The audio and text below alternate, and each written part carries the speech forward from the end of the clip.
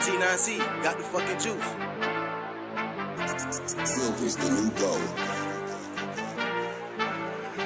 Chris, this shit's fun.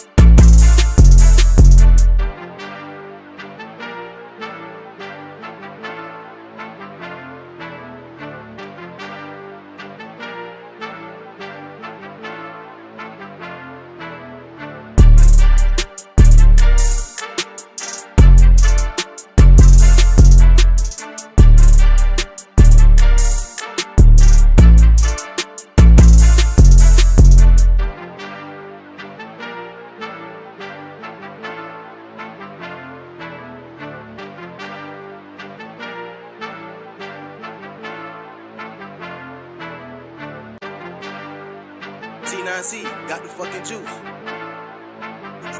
Silver's the new gold. Chris, this shit's fun.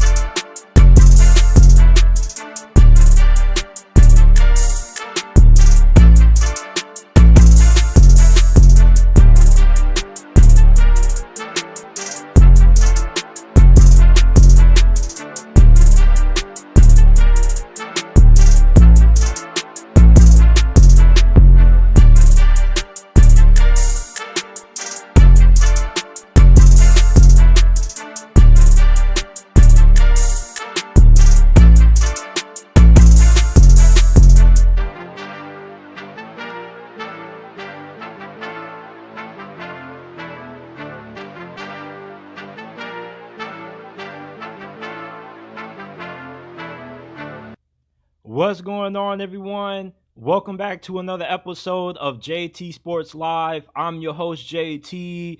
Shout out to everybody that stuck through with the technical difficulties. I appreciate you guys. We were trying to get started a lot earlier, but the audio wasn't working. But we got everything figured out now, hopefully. But I appreciate everybody for tuning in on this Thursday night. Football season is in full swing. To the left of me, I have the Eagles, Patriots, Week 2 preseason game. We're going to be going live Sunday night after all of the Week 2 preseason action concludes. And we got a really great episode tonight. I'm fired up. The football gods just seem to have a vendetta against the Minnesota Vikings. They already were down several cornerbacks for this year. Now they get a big stab to the heart with JJ MccCarthy set to miss the rest of this year due to a meniscus injury that requires surgery. We're going to be breaking down what's going to be the impact of McCarthy's injury, not on just Minnesota this year, but his playing career in the new future. Is he going to be able to recover 100% completely from that meniscus surgery? The Atlanta Falcons have been making news because they've been making some big-time additions on defense. They just traded for Matt Judon, and they signed former second-team All-Pro safety Justin Simmons. So we got to discuss what those guys are going to bring to the Atlanta Falcons defense and how good are the Falcons going to be this year. The Las Vegas Raiders, I think they are the NFL's great value brand version of the Pittsburgh Steelers. I got to explain why. Tavon Austin, for those of you guys who don't know, the West Virginia legend has retired from the NFL, and I really believe the NFL wasn't ready for Tavon Austin. He came into the league at a time where they didn't know how to get the most out of players with his skill set.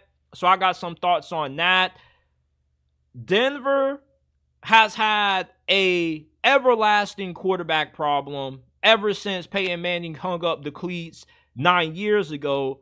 But Bo Nix, to me, looks like the next coming of Drew Brees. We're also going to touch on some college football. Georgia is a 2-touchdown favorite against Clemson. Is Clemson going to get ran out of Mercedes-Benz Stadium by the Bulldogs?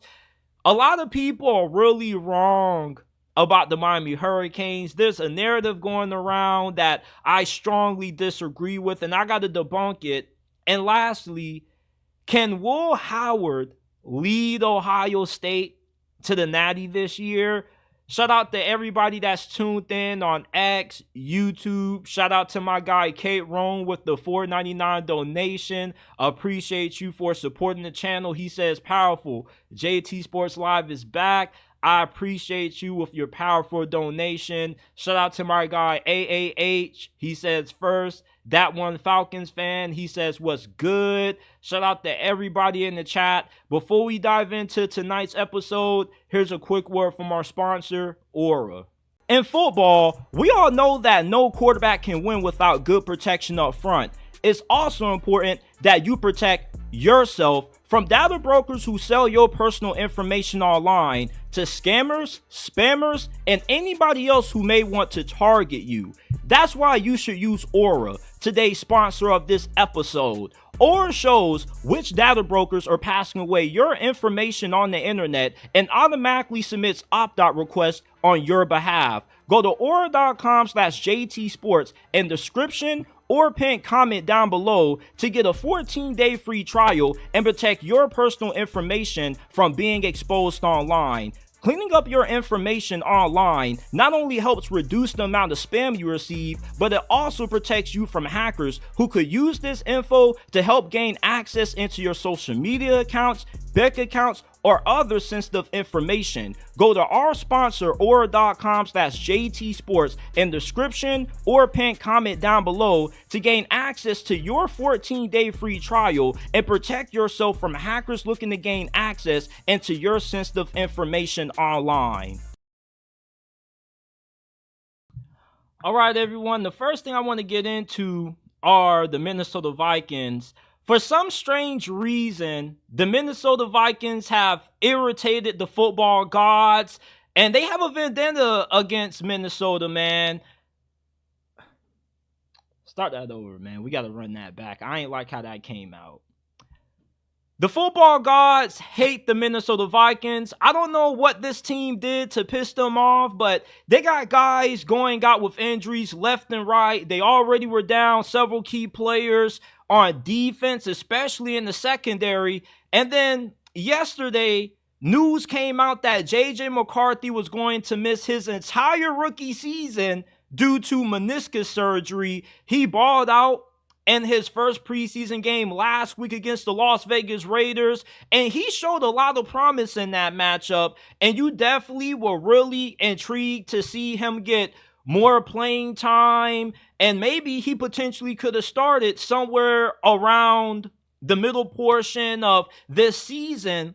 And with him going down, we got to talk about what this means for Minnesota as far as this season. Because you got Sam Darnold, who was already expected to be your starter this year. Now, without a doubt, Sam Darnold is going to be running the show regardless of how bad he may play. The good thing is Sam Darnold isn't one of those QBs that's going to completely flame out and give you no competent QB play at all. He's a really good bridge quarterback, somebody that can get you by for a year. And with how good of an offensive mind Kevin O'Connell is, you were never going to play JJ McCarthy that much anyway. At least that's what the plan was. And with the talent that you have around Sam Darnold, Jordan Addison, Jay Jettas, TJ Hawkinson, you bring in Aaron Jones in free agency. There's a lot for Sam Darnold to thrive with. And there's a reason why he's on another team once again. He was a former first-round pick, and he had high expectations coming into the league. And there are some teams out there that still feel that there's some untapped potential to be unleashed when it comes to Sam Darnold. Kevin O'Connell may be the head coach who could get all of that juice out of Sam. Minnesota, I don't feel they're going to be one of the worst teams in the NFL. Yeah, they do have several guys out with injuries, but they're one of those teams that, with great coaching, they can overachieve. They also have Brian Flores calling the plays on defense, and he runs an aggressive style defense, a lot of blitzes. He can force a lot of turnovers with his style of play calling. There's a road to 8-9 wins for the Minnesota Vikings this year. JJ McCarthy was always supposed to take this year to be a red shirt. He never was supposed to see the field. So if he would have had to play this year, that probably would have meant that Minnesota wasn't doing that good. Sam Darnold was playing so awful to the point that he was costing them games, and they threw out JJ McCarthy as a last resort to see not only what he has, but to also maybe save their season. Sam Darnold gives you veteran quarterback play. He is going to do a pretty good job of taking care of the football. And think about how competitive Minnesota was last year with Nick Mullins and Joshua Dobbs at quarterback once Kirk Cousins was out for the year with that Achilles injury. Not all hope is lost for the Vikings this season. Let's be honest, this wasn't going to be a playoff team if JJ McCarthy started anyway, and you probably still won't be a playoff team with Sam Darnold. But you're not going to just be a pushover where you just get blown out week after week. Kevin O'Connell is too good of a coach for that to happen, and you got way too much talent to just fall off into the pits of despair with teams like the Las Vegas Raiders this year. You're a good team. You're going to have decent enough quarterback play that as long as Brian Flores' defense can keep you in games and force takeaways, you can get a couple upsets and you can have a path to an 8-win season, which I think is probably where the expectations should be for this franchise, at least at this moment. Now, when you think of the long-term implications of JJ McCarthy's injury, having to require meniscus surgery, I don't feel like it's going to be anything that is career-altering. You guys have to think that in today's NFL, with the new access to the health professionals and the medicine and the treatment that these players receive, he should be able to make a full recovery. And I expect JJ McCarthy in year 2 to be the starting QB for Minnesota and to have a really good career with this team. I was not high on him when he was coming out of Michigan, but it's not about the player. It's about where the player goes, because the head coach is like a chess player. The better head coach you have, the better he does of putting his chess pieces in position to win the game. And with JJ McCarthy going to establish offensive mind and Kevin O'Connell, he's going to build the best offense around McCarthy to help maximize his skill set. And JJ McCarthy, another reason why the meniscus injury doesn't scare me when I think about his future is that his playing style was never really about him running around and making things happen with his legs. This is a throwback quarterback. He wants to beat you from within the pocket, and he's at his best when he's operating inside of the pocket within the rhythm of the offense. So the meniscus injury may take away a little bit of his athleticism, but this is somebody that is a true pocket passer, and that's the way that he was going to end up succeeding in Minnesota. Now, they probably won't be able to run the kind of plays that they wanted to post-injury as much. You're probably not going to be running design QB runs or zone reads with JJ McCarthy as much, but I still think there is a lot of promise in what JJ McCarthy could be for this franchise. So if you're a Vikings fan, hang in there. I don't expect you to be terrible this year. You're going to be a middle-of-the-road team. You're going to be competitive. And next year, when you have some more cap space, you get JJ McCarthy fully healthy, you got a really big 2025 campaign. The Atlanta Falcons are making moves, people. They recently signed second-team All-Pro safety Justin Simmons to a one-year deal, which is a huge bargain because I never understood why a guy of Justin Simmons' caliber lasted this long on the open market. This is one of the NFL's premier safeties who is an absolute game changer, and the Falcons were able to get him on the bargain one-year deal, and they also traded for edge rusher Matt Judon, giving up a third-round pick to the New England Patriots. Matt Judon, he's up there in age. He's like 32 years old, but he is still one of the more productive pass rushers in the league. Atlanta's getting somebody that prior to last year had double-digit sacks in 2021 and 2022. The only reason he didn't have a good year last year is because he only played in 4 games. But in the games that he played, he came away with 3 sacks. The biggest problems that Atlanta has had on their defense the last few years has been that the back end of their secondary hasn't been that good. You fix that because not only do you have Justin Simmons, but they also have Jesse Bates as strong safety, who is a first-team All-Pro. You now have probably the best safety tandem in the NFL now with the signing of Justin Simmons. Jesse Bates was, in my opinion, one of the best defensive players in the league last year. Now you get Justin Simmons, and you also have A.J. Terrell. You got a pretty good secondary. Your pass rush looks way better now than what it did prior to making the move to get Matt Judon. Now you're banking on one of the younger pass rushers that you spent draft capital on in the last couple of years to end up developing and giving you around 7-8 sacks. Atlanta doesn't need outstanding pass rush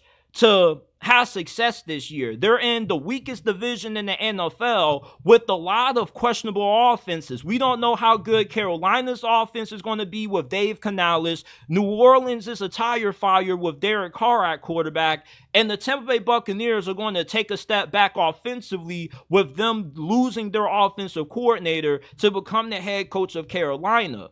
Atlanta's defense doesn't need to be all-world to win a weak division that struggles to score points on offense. You have the best quarterback in this division, and you have the most talented team in this division. You should easily get to 9-10 wins this year if you're Atlanta and be a sure thing to get into the playoffs.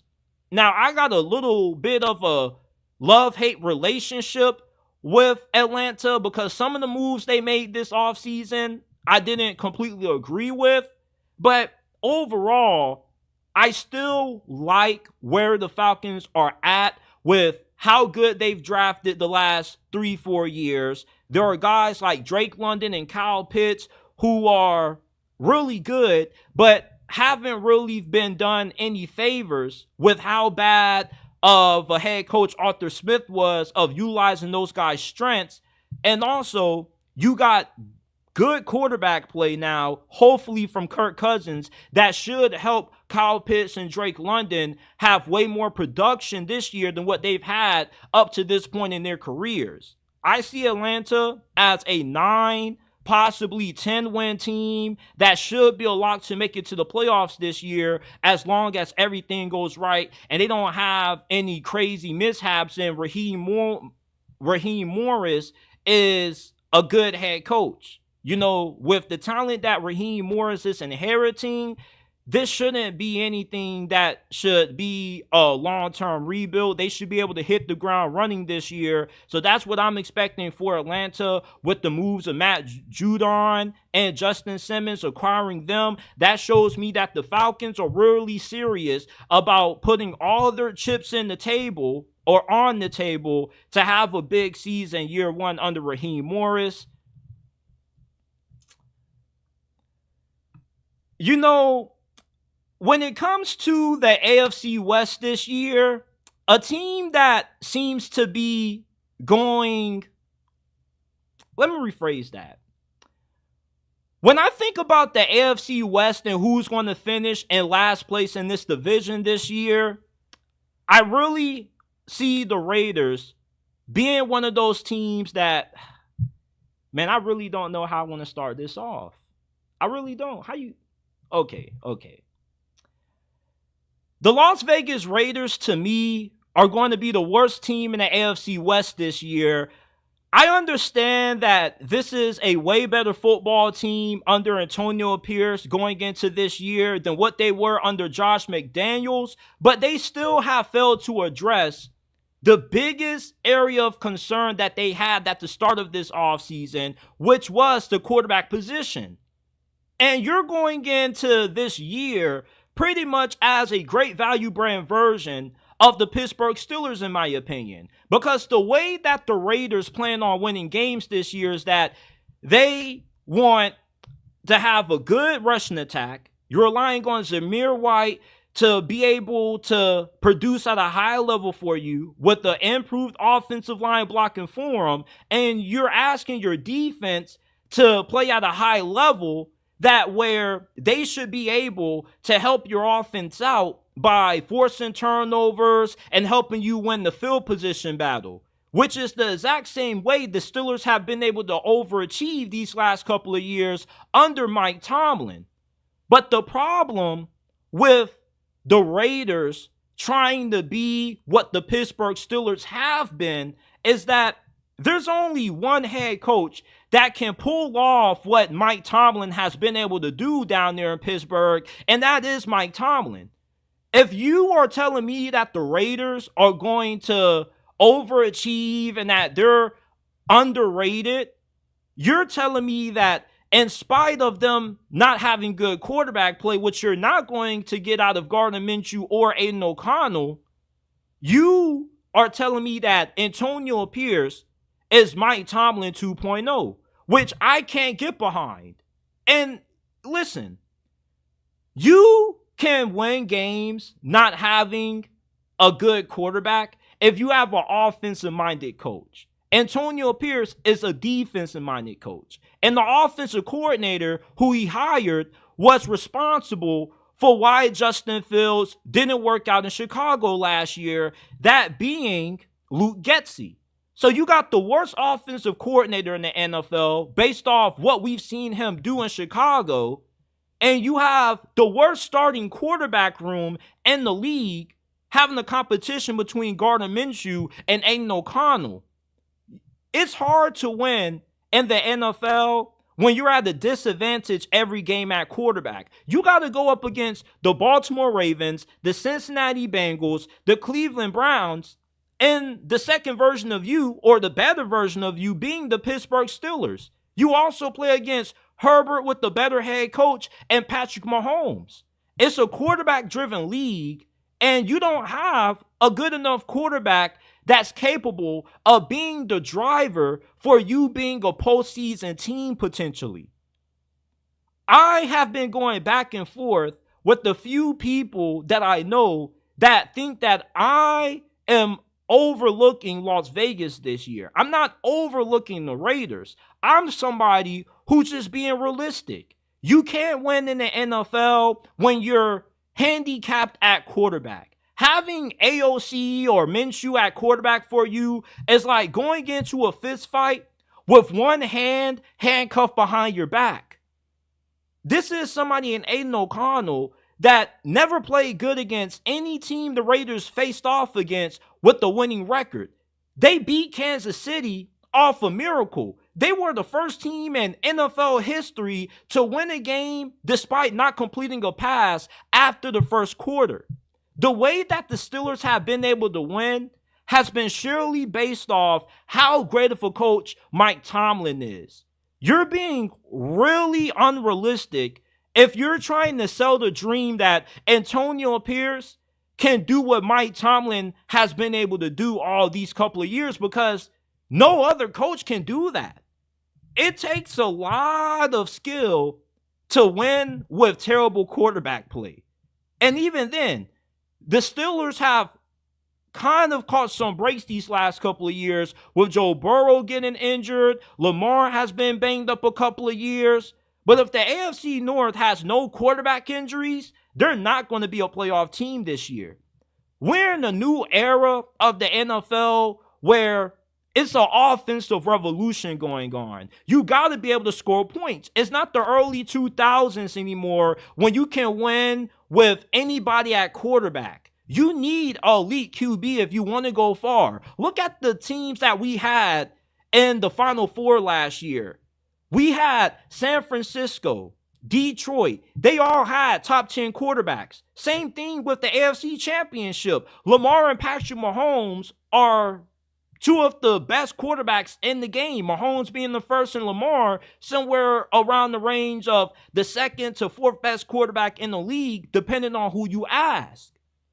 You are not going to go far just saying that, yeah, we're going to have a top 10 defense, maybe top 5, and then we're going to have good special teams, and we just need the rushing attack to be good enough. No, you got to be able to throw the football to win, and you can't do that when you have Gardner Minshew, who's a turnover machine, and Aiden O'Connell, who struggles to push the football downfield. Raiders fans want to sell you on the idea that maybe Aiden O'Connell was a hidden gem because he looked good against the Chargers team that quit on their head coach, had their backup in at quarterback, and they were awfully coached. You are going up against a different Chargers team this year than what you faced last year when you embarrassed them on Thursday Night Football. I'm willing to bet $1 million that you don't hang 40 on Jim Harbaugh. Jim Harbaugh is a more established and proven head coach than what Antonio Pierce is. Justin Herbert gives the Chargers way more at quarterback than what you're going to get out of AOC and Minshew. If you had a Justin Herbert at QB this year, you would be a lot to be a playoff team. But when you're trying to win like the Pittsburgh Steelers do, you're going to put yourself in a really big hole in a lot of games that you play. Because it's hard to win when you don't have any offense. That's why you're the great value brand version of the Pittsburgh Steelers. Because what you hope to do to have a successful season this year is to replicate the ways that Pittsburgh has won these last 4 or 5 years. But you don't have Mike Tomlin as your head coach. You have Antonio Pierce. And he only won games against teams that had backup quarterbacks outside of Kansas City, which you lucked up against. I don't see the Raiders having a good season this year, and I got them finishing in last place in the AFC West this year. College football legend Tavon Austin has officially retired from the NFL after 10 seasons. And when you think about Tavon Austin's career, he definitely is one of the saddest disappointments in recent memory. Because you think about this electric player coming out of West Virginia where all you have to do is just get the ball in his hands and he could make things happen with how explosive and dynamic he was in the open field with the ball in his hands, his ability to just turn a bad play into a great play. But what hurt Tavon Austin is that he entered the NFL at a time where the league didn't know how to maximize a guy like his talents at that point of where the league was at that time. You see, back then, you weren't really utilizing a lot of smaller, shiftier wide receivers. It was still a big man's game on the perimeter. Guys that you wanted as your ideal receivers were like your Julio Jones, your Calvin Johnsons, and these slot receivers, which is what Tavon Austin kind of was. They weren't really utilized as much back then as what they are now. And if Tavon Austin would have been drafted in today's NFL within the span of now to a few years ago, 2021, he would have had a way better career because it's an offensive revolution going on. You got way more offensive minds that are way more creative and innovative with how they utilize guys like Tavon Austin's skill set now than what they were a decade ago. Think about Tank Dell. Smaller player, only 5'8", $160, $170, but you've seen how dominant he's been when he's on the field. Even look at Devon A-Chain with the Miami Dolphins. He's undersized. He's not even 200 pounds, but yet he's one of the most explosive backs in the league because of the offense that he's in with Mike McDaniel. If Tavon Austin was playing for the Miami Dolphins right now in his prime years, he would have had a fantastic career because being in the scheme like a Kyle Shanahan or a Mike McDaniel scheme would have been perfect for him because he would have been used a lot more in motion, which would have easily helped him get open a lot easier than what it was a few years back. Because Tavon Austin, coming out of college, he was never known as somebody that was a great route runner and being able to consistently beat press coverage. His biggest weakness was that he'd get overpowered by bigger, more physical defensive backs, which is why you had to go to an offensive-minded head coach that could scheme him open, or an offensive coordinator that knew how to just manufacture ways to get the ball in his hands. And there were a lot of plays throughout Tavon Austin's NFL career where he got the ball, he had a little bit of space to work with, and that's why he had so many amazing special team touchdown returns. He had big plays where he got the ball behind the line of scrimmage, he made a few guys miss. That's how you have to utilize Tavon Austin. He wasn't just your prototypical Wes Welker slot receiver. You had to find ways to get him involved. You have to find ways to help him create. And that's why in today's NFL, having more Sean McVay kind of head coaches now that are really cerebral when it comes to strategizing and maximizing the most out of their personnel, Tavon Austin would have thrived in today's era of the NFL. 2013 was like the last days of old school football when you ran tight end heavy sets. You didn't have a lot of receivers on the field. It was all about running the football and being physical on the line of scrimmage. But with the rules changing, and now this being an NFL that in the decades of the 2020s more so favors the offense, and it's really hard to cover these wide receivers because you can't be as physical with them as what you were 10 years ago. A guy like Tavon Austin would have greatly benefited from the rule changes that we now have in the league today. This is a more friendlier NFL to guys of Tavon Austin's skill set as what it was compared to when he came out in 2013. The NFL, to me, wasn't ready for a guy like Tavon Austin. I don't think that his career was a disappointment. He played a decade in this league. The average NFL career only lasts 3 to 4 years. You know, it's just with Tavon, there was never really an offensive mind that he went to that knew what to do with them. Even Sean McVay, he's one of the greatest offensive minds in the NFL in the past decade, and he didn't really know how to get the most out of Tavon. Plus, he was injury prone. He couldn't stay healthy. But I still view Tavon Austin as a legend. I feel he paved the way for guys like Tyreek Hill, Tank Dell, smaller players. Although Tyreek Hill is on the bigger end of things, he still is under 6 foot. And I don't think he's 200 pounds. I think he's around 185, 190. And Tavon was able to bulk up. There was a point during his career when he was 185. But it's just that the creativity wasn't there, which is what you need to utilize and get the most out of a guy like Tavon Austin's skill set. But he still had a great career. He still is in my Hall of Fame of very good players. And I'll never forget watching those Tavon Austin highlight reels when you got the theme song. You can tell them that I've been from hell and back. Like, everybody, at least around my age, if you're in your 20s or early 20s, you're always going to remember Tavon Austin. He's one of those players that just defined an era of college football where when you end up having your kids, you're going to be telling them, man, that player that you keep talking about is nice, but let me show you Tavon Austin. You feel me? He's one of those college football legends that didn't pan out in the NFL, but it's always going to remember. Well, it's always going to be remembered by the generation of fans that watched him. So, congratulations to Tavon Austin for his retirement. I really believe that the NFL wasn't ready for a guy of his caliber. Shout out to everybody in the chat.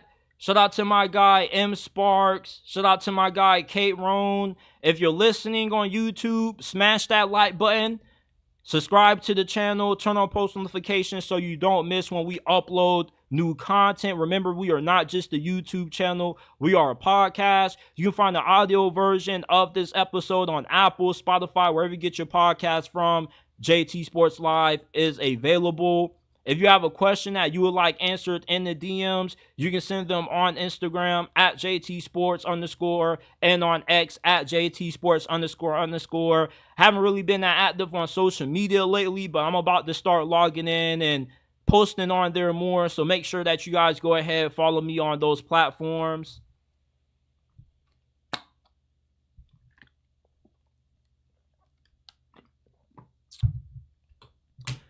All right. It's been 9 years since the Denver Broncos have had good quarterback play. Ever since Peyton Manning hung up the cleats in 2015, the Denver Broncos have been in quarterback purgatory.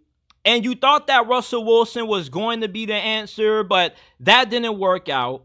And now you bring in Bo Nix, who enters his rookie season. And I know that there's a lot Bo Nix has to prove. But based off what I saw coming out of Oregon and the glimpses that we've seen throughout preseason and training camp, Sean Payton and this organization really believe that they have the second coming of Drew Brees. Now, a few years ago, when Mahomes was coming out of Texas Tech, Sean McVay was going to draft him. But Kansas City that year jumped ahead of him, and they ended up taking Patrick Mahomes, and they opted to draft Marshawn Lattimore. But Sean Payton has always been looking for a quarterback that had the ability to run the kind of offense that he did all those years he had success in New Orleans with Brees, which was getting the football out fast, taking what the defense gives him, but also being able to push the football downfield when you can get the defense playing up and you can catch them lacking with big plays on the back end. Bo Nix has a lot of similarities to Drew Brees. You know, Drew Brees was a pretty good athlete when he was in his prime years. Not as good as what Bo Nix was, but with Bo Nix, you got somebody that has the ability to go off script when things break down up front, buy time for guys to get open, make impressive throws outside the pocket with great accuracy and ball placement.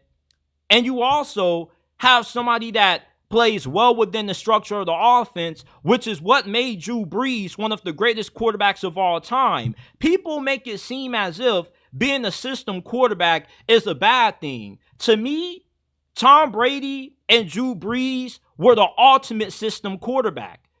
You call the plays, they run it to perfection, and they played to the strengths of the offense. That's what Bo Nix is going to do down there in Denver.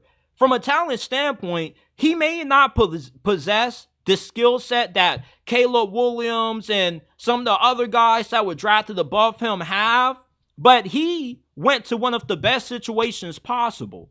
And I said this earlier, I'm going to say it again. When you go to a good head coach, it's the equivalent to going up against a really good chess player. The best head coaches know how to maneuver their chess pieces, that being their players, in the best situation to win the game. And the better the head coach, the more he can win despite having less chess players, if that makes sense. When you got somebody in Sean Payton that was winning games with Teddy Bridgewater and Jameis Winston, if he can win with those guys, you can win with the Bo Nix. And I see Bo Nix becoming one of the better starting quarterbacks in the NFL under Sean Payton's tutelage. He gets a lot of hate because of how sour the relationship went between him and Russell Wilson. But if a guy's not a good fit in your offense, a guy's not a good fit in your offense. You need players that can do what you want to do in terms of your scheme. You have that now in Bo Nix. And not only is Bo Nix a really good athlete, but he throws with good anticipation and really good timing, which is also what Sean Payton looks for in assessing how good of a fit a quarterback is in his offense. So Bo Nix, to me, looks like a more upgraded and modified version of what Drew Brees was. He has the ability to play great inside of the structure of an offense. He executes the offense to perfection, to Sean Payton's liking, and he's not going to have a lot of costly turnovers, but he also has the benefit of being able to possess athleticism that allows him to do a lot of things with his legs, which opens up the playbook a lot more for Sean Payton. Now he can modernize his offense, which is something you couldn't do with Russell Wilson, with his athleticism diminishing with his age. Bo Nix is going to be Drew Brees 2.0. I'm not saying that he's going to lead Denver to glory right away, but I don't see Denver only winning 5 or 4 games with Bo Nix at the helm this year. Sean Payton and that organization, they really believe that they have their guy and they have their answer to the long-term quarterback woes.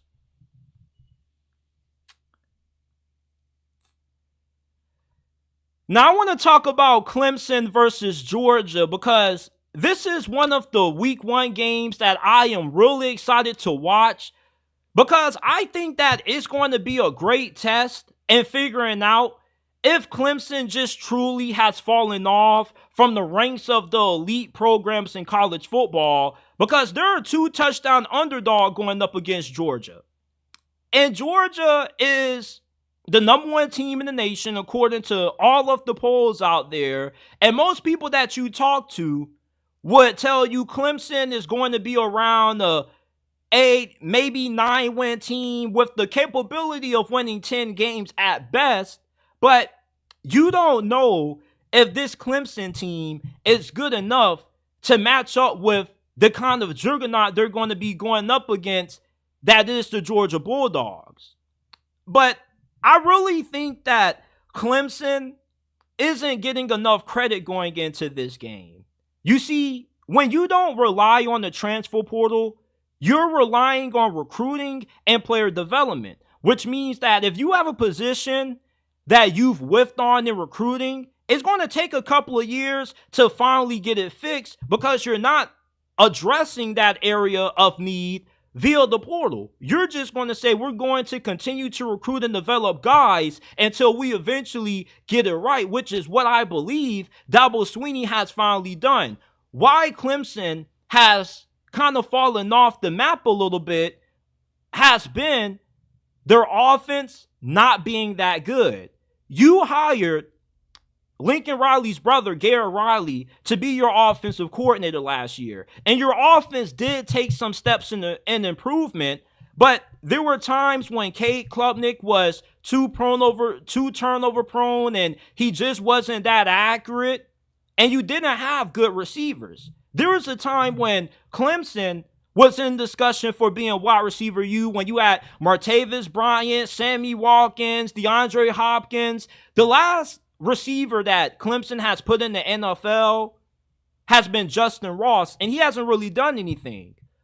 A big reason why I see Clemson's offense taking a massive leap this year is because you finally have good receivers now. You got a lot of young, talented guys with a lot of upside. This is the best that Clemson's wide receiver core has been in the last 5 years. And that's a big reason why I can see them giving Georgia somewhat of a dogfight in this game. If you can get really good offensive play, if you're Clemson this year, you're good enough to win the ACC because you know that you're going to have a good defense. And that defense should be able to slow down Georgia's offense week 1. Georgia is one of the most complete teams in college football this year. But to be able to have a chance against them, you got to be able to match up well up front, and you got to have a defense that can slow down their opponent offense. Clemson has more than shown that they are able to compete with the best of the best if their defense shows up. Even with the loss of Brent Venables to Oklahoma, they still have produced really good defenses, and they still are really good at player development and getting them ready for the NFL. They just had a cornerback in Nate Wiggins who got drafted in the first round. So you know that Clemson's defense is going to play at a really high level. And if you can get good offense, you got a chance, especially in this early week 1 game, because we don't know just how good Georgia's going to be right out the gate. You know, for all we know, Georgia may be a little bit rusty. Things might not just click. And maybe for the first couple of quarters, you could take advantage of that. You could take advantage of the rust that Georgia may have, because outside of being able to practice against themselves, you know, who else have they been going up against? So that can be a benefit. And a lot of times when you see upsets take place in college football, they happen early in the season. And Dabo Swinney is still a really good coach. I remember last year, they came really close to beating Florida State. If it wasn't for some special teams mishaps, they would have won that game. And I still view Dabo Swinney as one of the best coaches in college football. And when Clemson is at their best is when he's able to dig into that underdog mentality. When he's able to use that, Clemson's players really respond. And if I'm Georgia, I'm not looking at Clemson as just an easy W. Because the last time you played them a few years ago, you only won the game 10-3. So as far as early bets go, I love Clemson plus 14. That's one of the plays that I'm going to end up rolling with because I see Clemson's offense being really improved this year, year 2, under offensive coordinator Garrett Riley. You also have fixed your offensive line problems. You hired a really good offensive line coach, and with good receiver play, a good offensive line, Clemson's offense can put some points up on Georgia's defense. Cade Klubnik was really highly touted when he was coming out of high school, and there is a lot of potential that he has yet to reach. So this is going to be an early test for Clemson in determining just how is this year going to go. Because I'm really having a hard time just writing off Clemson. I know Georgia is one of the best teams in college football, but I still believe that Clemson is up there with the elite echelon programs up there. It's just they've had to retool and reload over the last couple of years, but now they're not reloading anymore. This is a year where they should be able to compete with any team in college football, and I'm not saying that they're going to win this game, but what I am telling you is that I'm not expecting Clemson to just roll over and get dog walked by Georgia. This is a really good team that Clemson has that is going to be good up front on both sides of the football. They got good skill position players, and they got a really good offensive coordinator that knows how to maximize the personnel that he has on offense. So even though I'm still taking Georgia to win, I expect this to be a highly competitive game. It is going to be home field, even though it's neutral site. I don't know why they put Mercedes-Benz Stadium as a neutral site game when it's not too far away from Georgia's campus. I mean, you might as well just call it a home game for Georgia. Why do they do this? It's not a neutral site game. It's a home field game because it's in Georgia's backyard pretty much. But don't overlook Clemson. I don't see them getting blown out against Georgia. Something that really irritates me when you hear what irritates me the most when I hear people talk about Miami is the narrative that too often gets thrown around that Miami isn't going to do anything this year because Miami always disappoints. Every time we think Miami is going to be good, they always end up being a huge letdown. And what's funny is that the people that say Miami is incapable of being able to win the ACC and being relevant again is because they're Miami. It's the exact same crowd of people that told you last year Texas wasn't going to be good because they're Texas. And Texas always says how they're always going to be back. And they always were going to let you down. But what happened last year? They made it to the college football playoffs. If Texas can be back with the right head coach and a good team, why can't Miami do the same? We got to stop trying to project the outcomes of teams based off history and assess teams for what they are right now. And what is Miami going into the 2024 college football season? To me, the most talented team in the ACC. You got the best quarterback and best running back out of the transfer portal this transfer cycle, right? And Cam Ward easily should give Miami their best quarterback play that they've had since the early 2000s with Ken Dorsey and even the 80s and 90s. When you got one of the nation's best quarterbacks along with one of the best running backs as well, your offense, as long as you have a good offensive line, which the Canes do, you should be able to put up a lot of points and do it in bunches because you can play not only a balanced brand of football, but it makes the defense have to pick their poison because you can stack the box and go all in on trying to stop Damian Martinez, and Miami's going to kill you through the air of Cam Ward. Cam Ward put up amazing numbers at Washington State. He had a 24-7 touchdown interception ratio throwing to no NFL caliber wide receivers. He's on the team that is way talented than anything that he's ever played on. I mean, this dude started his career out playing for Incarnate World on the FCS level and was throwing for 40 touchdowns his freshman season. And he remains in the same system that he's had so much success in throughout this point of his collegiate career, which is that air raid style offense that Miami's offensive coordinator runs and Shannon Dawson. Miami also has a really good defensive coordinator that they hired from Marshall. And Marshall last year under this dude had a top 5 pass defense in terms of efficiency and a really good pass rush. Miami has a good coaching staff good coordinators along with a good head coach in Mario Cristobal, Mario Cristobal gets way too much hate. Some of y'all overlook the fact that this man won a Power 5 conference at the time, that being the Pac-12.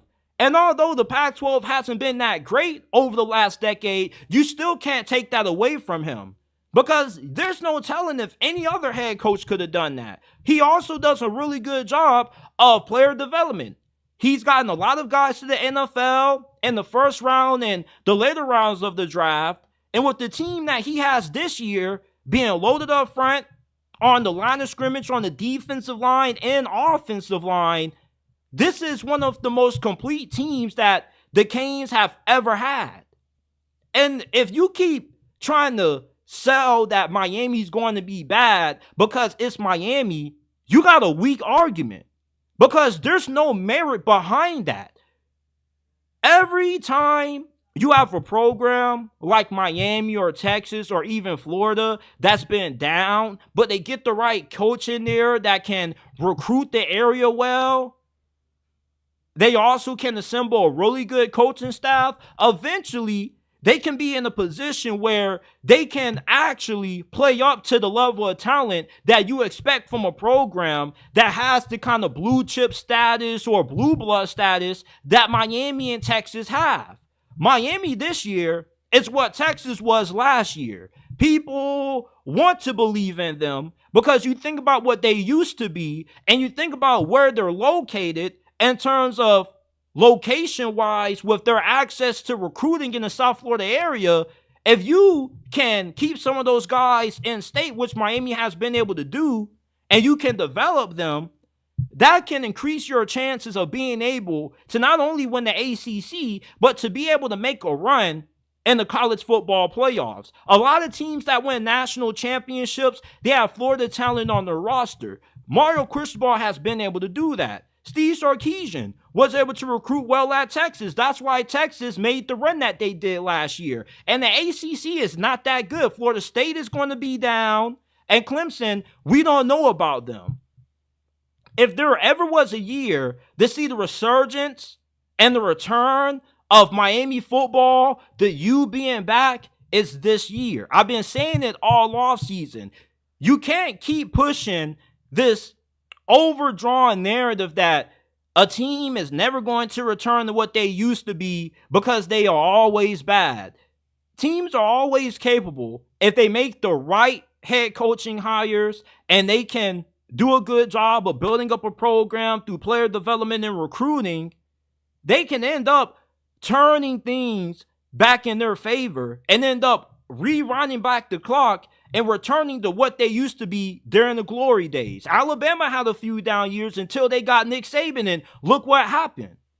But they keep hearing this nonsense of Miami's going to be Miami, it's the same old Miami. It's absolute BS to me.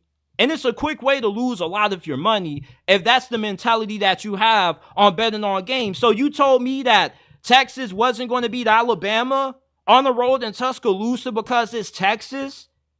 That doesn't make a lot of sense to me. Now, the last thing I want to talk about before I get up on out of here, Will Howard has been named the starting quarterback for Ohio State this year. And the huge criticism of Will Howard has been that he's good, but he isn't good enough to lead you to a national championship. You know, it's funny because I heard that about a quarterback a few years ago that took a team to back-to-back national championships. Some of y'all may remember who this dude was, but in case you don't, he was Stetson Bennett, a.k.a. the mailman. And when Stetson Bennett first was the starting quarterback for Georgia, nobody really thought that Georgia was going to go far with this dude because with the evolution of Clemson bringing in Deshaun Watson and Trevor Lawrence, everybody was under the assumption to be a national championship team, you got to have elite quarterback play.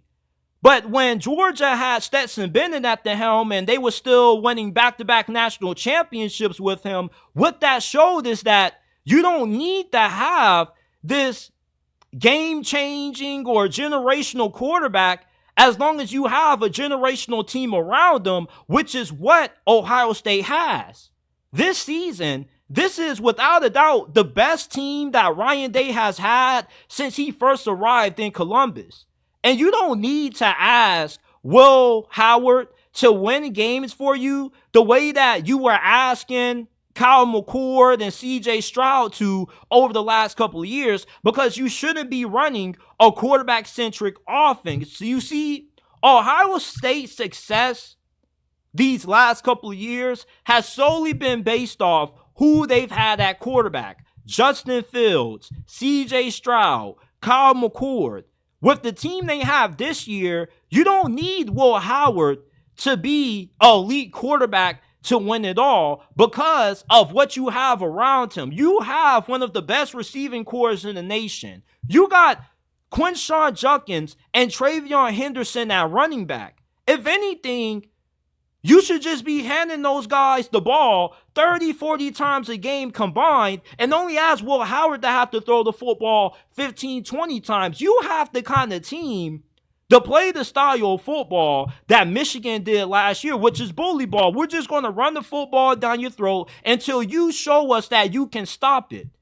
You got a top 5 defense going into this year. Some people may argue and say that it's the best defense in college football going into this year. And you got the best coaching staff in college football with Chip Kelly calling plays and Jim Knowles calling plays on defense.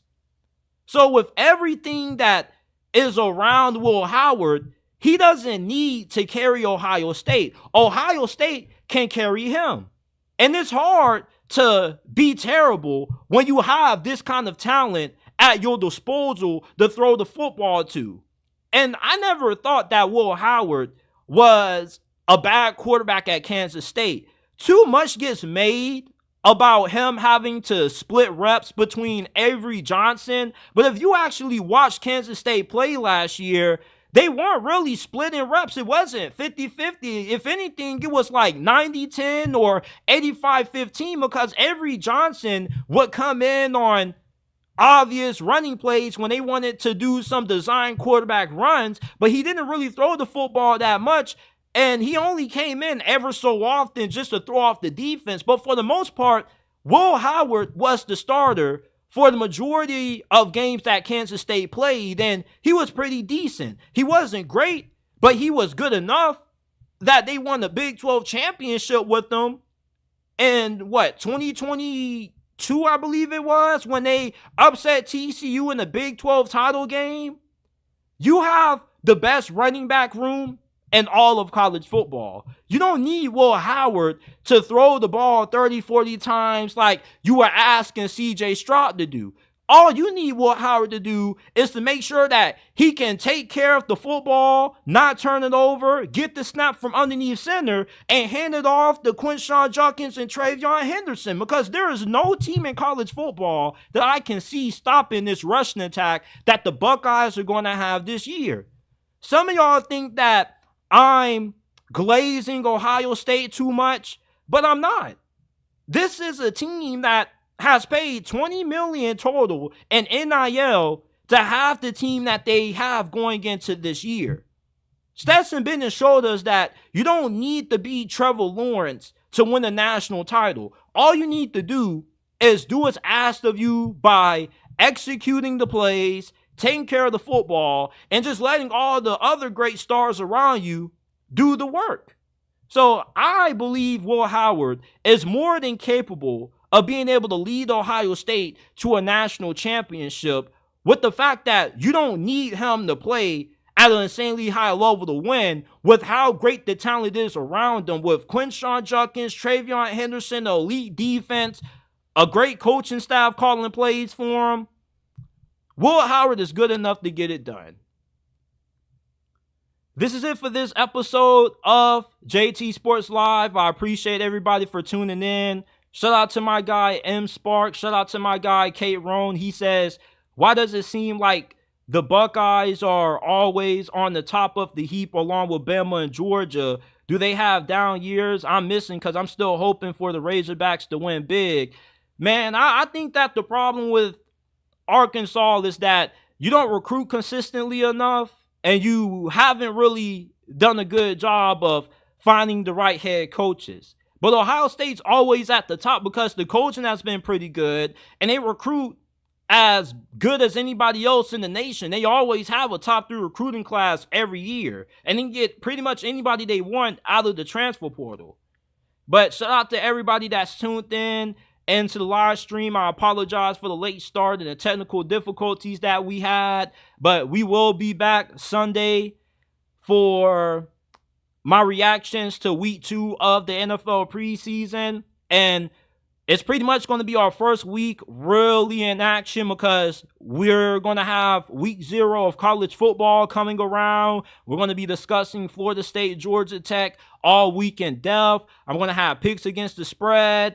And next week is really the start of the football season officially in everybody's eyes because college football is going to be in full swing. We're going to be in the final week of the NFL preseason. So we're really getting ready for the official start of football season to begin.